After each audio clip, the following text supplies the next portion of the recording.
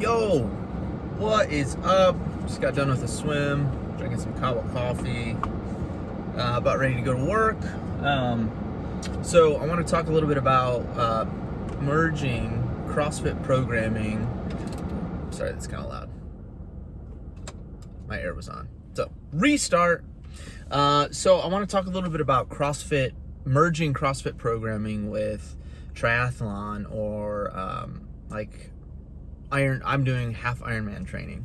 So right now at CrossFit, we're doing what's called a clean and jerk. I think it's a progression. No, it's not really a progression. We're really focusing for the next, I think it's like 8 or 9 weeks on power clean and jerks. So I thought this was a good opportunity to kind of talk about how CrossFit programming could go really well with 70.3 programming. So today,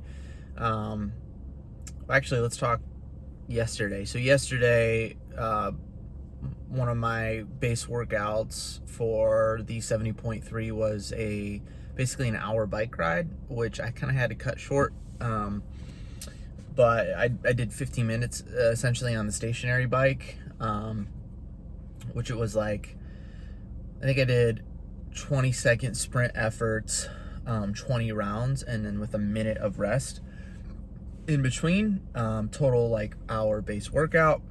And then I went to CrossFit and we didn't do power cleans yesterday, but we did jumping air squats and kettlebell swings, which is a really explosive movement, 2 explosive movements for the hips.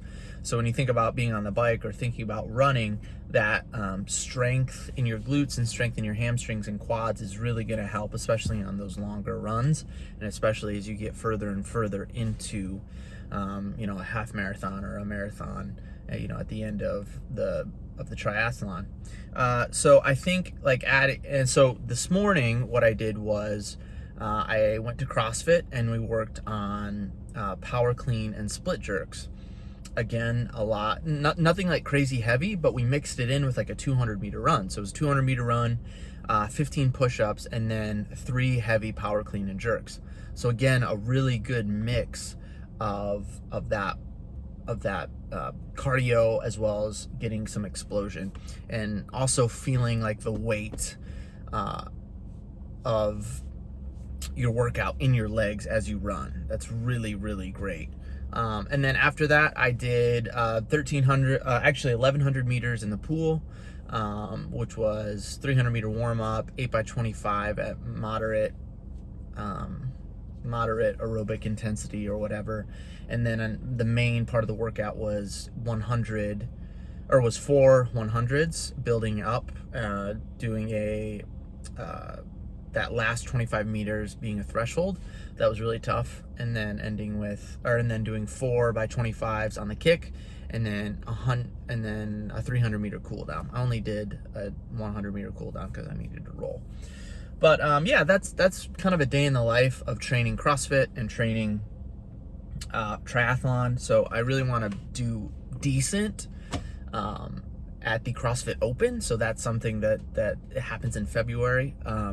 Keeping in mind that I have an Olympic distance at the St. Anthony Sprint Triathlon in April. So those 2 things I'm kind of training for right now. So it's just part of what I'm learning and experiencing as I'm trying to merge CrossFit training with triathlon training. So yeah, hope you guys are having a great day. Like and subscribe.